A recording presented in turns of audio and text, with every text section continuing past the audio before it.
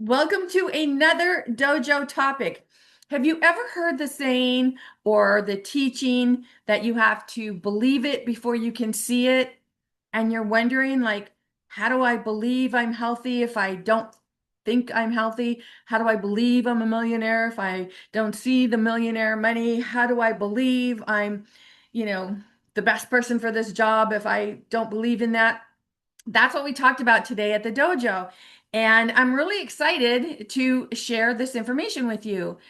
Every Tuesday, we meet virtually at the dojo, and I invite you to meet with us live and in person because we have a different topic every single week. And when you're there and you get to watch this topic, and when I say watch, it's like, I have slides, as you know, if you've been watching these. But one of the members was saying today, she's like, this is the gold about being in this group because there's one thing about watching the replay video, but when you're here and you get to actually have input over this information, it it's uh, I don't know, there are no words for it, how you just expand. And so I invite you, join us. We're here. And if you can't join us, then definitely subscribe to this channel and watch these videos every week. Last week, our topic was creating duality, a thought experience. So if you were unable to join us live or you did not see the video, I will put a link to that video at the end of this video. Today, though, we're going to be talking about the belief beneath the thought. And there's just so much in this, and enjoy, enjoy, enjoy, enjoy. So, as I asked, if you've listened to any law of attraction, any messages about anyone talking about manifestation or law of attraction, you've heard it before. You have to believe it before you see it. But have you ever stopped to ask why? Why is that necessary? It's because you have a belief before you have a thought. Now, we all know beliefs come from a thought you think over and over and over again. But when you have a belief, you won't think the thought if the belief's not there. And we're going to expound on this a little bit more. So just bear with us here because you can't have a thought, feeling, or any kind of behavioral experience whatsoever if you don't already believe something to be true. Now, you can try to find explanations or experiences or something to counteract this. But if you keep watching, I think you'll see how this all just comes together and it'll make so much more sense. So it's your belief in a definition that creates emotions, thoughts, and behaviors. You can reinforce a belief, but a belief and a definition has to come first. Let's prove this statement. If you hear a word you don't know the definition of, you would not have a thought or a feeling about that word because you have no definition of it. You have no way of defining it. You can have feelings around trying to figure out what the word is, but you can't have a feeling about the word itself until you create a belief about it. So let's test this. Look at each of these words and notice the feeling that comes up for you about each one. You may even want to pause the video just to do this little test here. Just look at these words and pay attention to the emotions that these words invoke in you. What comes up for you?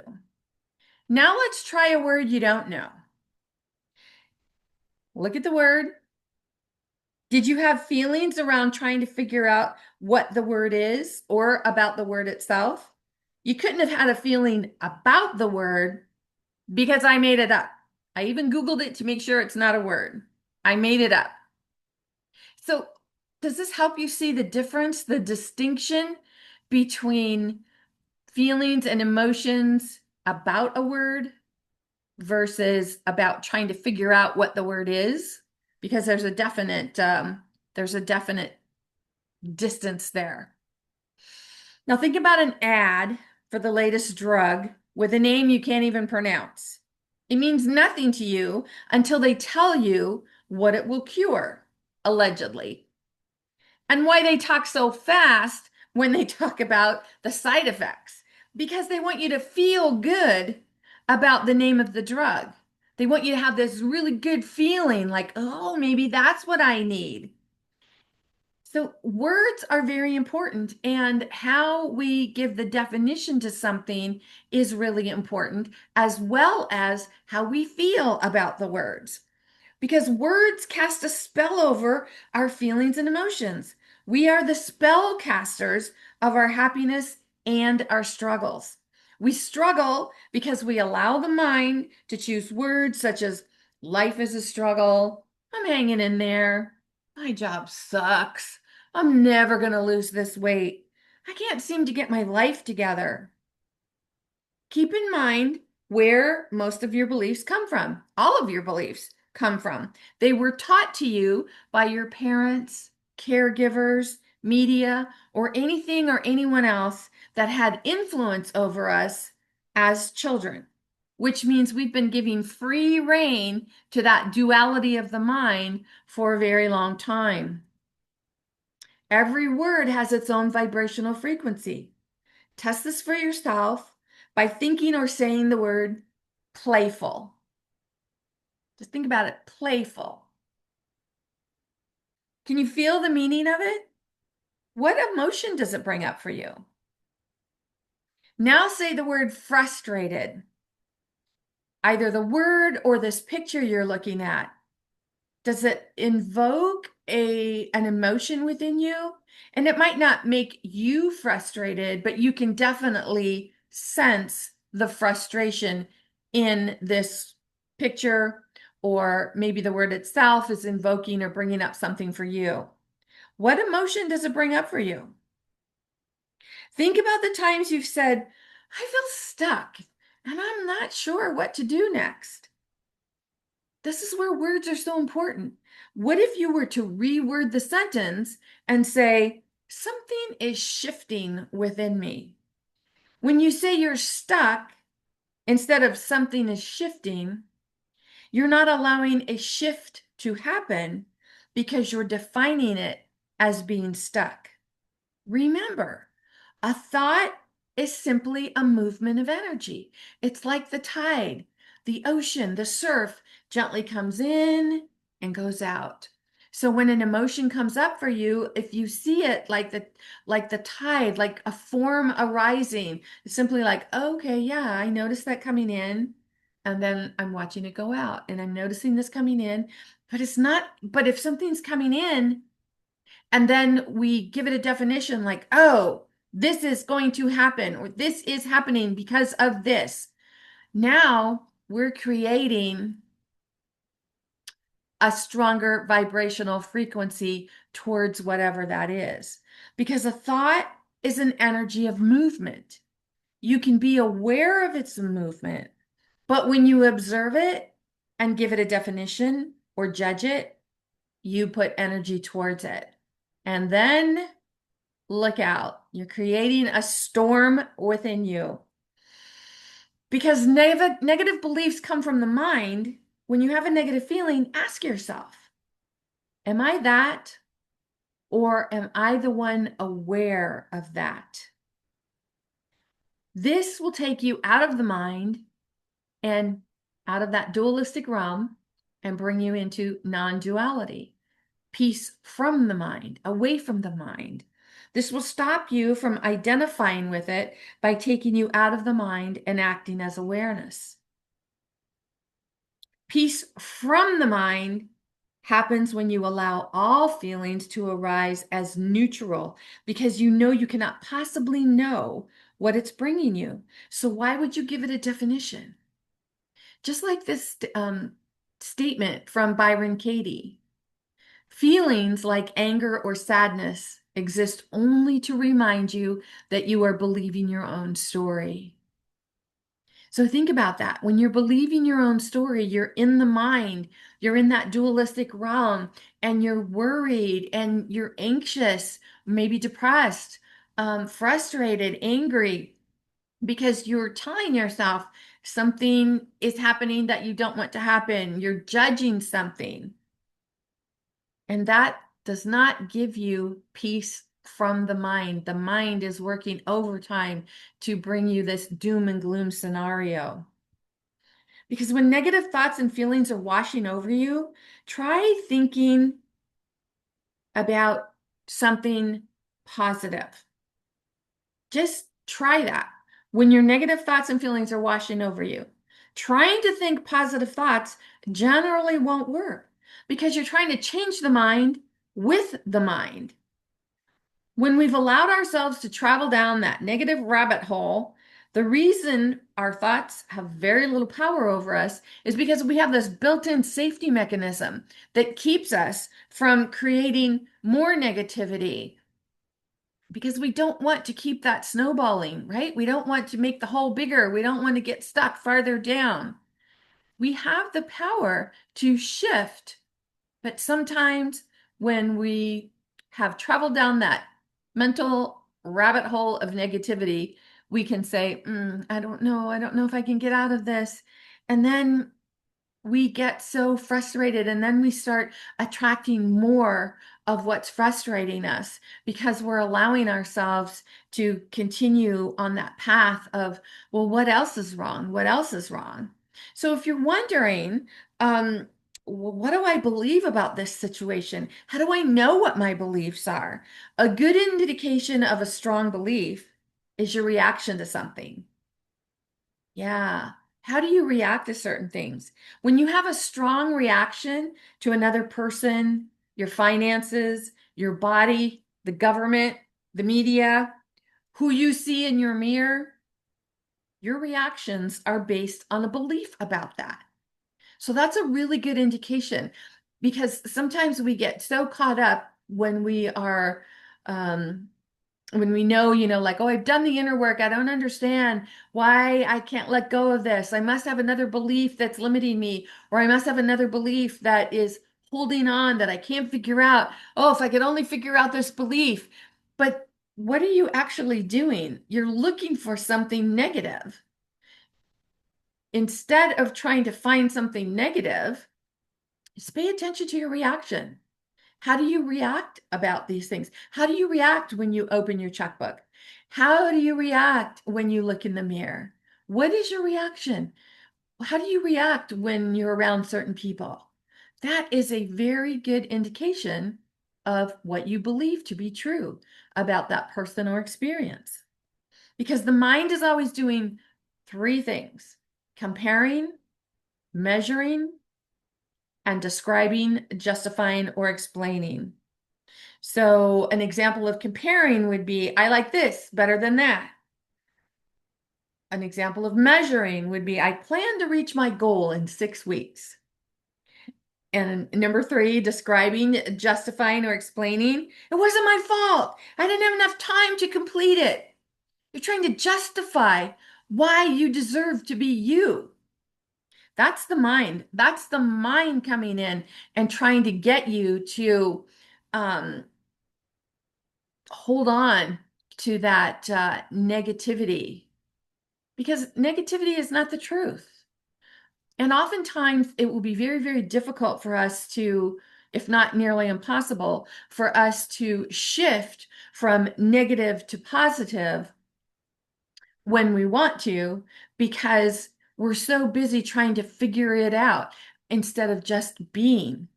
So pay attention to the action items like, oh, I'm trying to figure this out, or I'm comparing, I'm measuring, these are all action.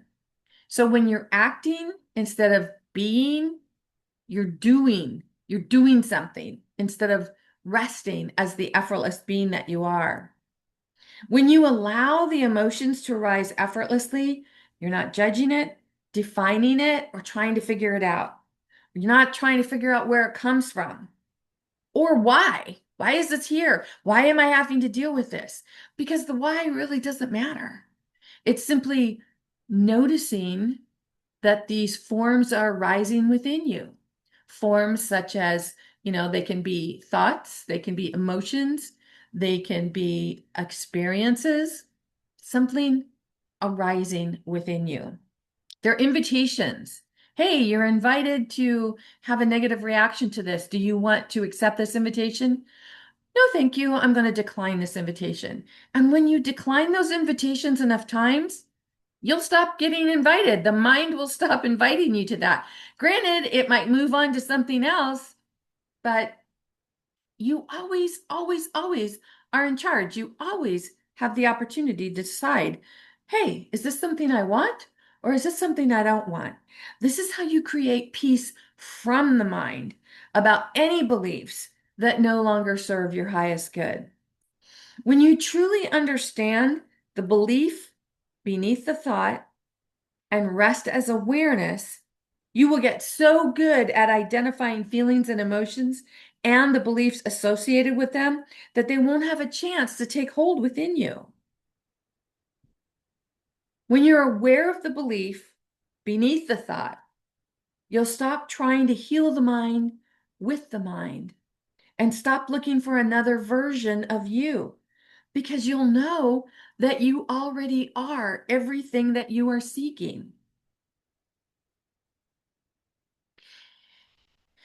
It helps to remember that the universe does not recognize the words don't, not, and no. So when you use those words continuously, because remember, every word has a vibrational frequency. Every word you choose, it's like casting a spell to the universe. So when you're saying, I don't want to flunk this test, the universe doesn't hear the word don't. It hears flunk this test. And that's the vibrational frequency that you are casting out and, that you are putting out into the universe. And you wonder, like, "Oh, how did I draw this into me? I kept saying, this is not what I want. This is not what I want." We want to be really mindful of those words, don't, not, and no, as well as we've talked about this in recent videos, the words I, me, and mine. When you're using those three words, you are in the dualistic realm. You're in the mind. You're putting things out there as a person instead of the infinite being that you are. And when you personalize it, you're moving into the duality realm, that dualistic realm, rather than being or resting as the infinite being that you are. So, one of the things that I love to do, because we're all familiar with fake news, yes? Yes.